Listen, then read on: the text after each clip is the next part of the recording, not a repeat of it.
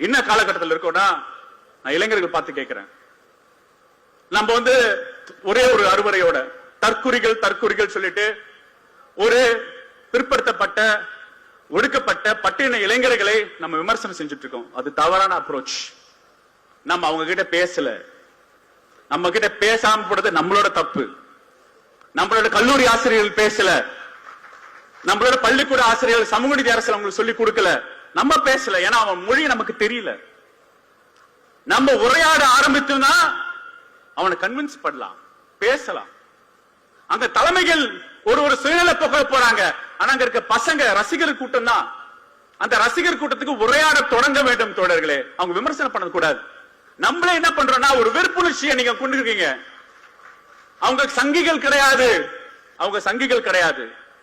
அவங்களோட பேச தொடர ஆரம்பிக்கணும். நான் இங்க இருக்க இளம் பேச்சாளர்களுக்கு உங்களுக்கு அது பொறுப்பு இருக்கு. 200 இளம் பேச்சாளர்களே உங்களுக்கு அந்த பொறுப்பு இருக்கு. அதுக்கு தான் இளைஞரணி செயலாளர் சொல்றாரு, போய் பேசுங்க. தமிழ்நாட்டில் உண்மையோட சமூக நீதி வரலாறு போய் பேசுங்க. அவங்க ஜென்செட் மொழியில பேசுங்க. எங்க பெருசுங்களுக்கு அது பேச தெரியாதுன்னு உங்களை தயார்படுத்திருக்காரு. அப்ப நீங்க போய் என்கேஜ் பண்ணுங்க.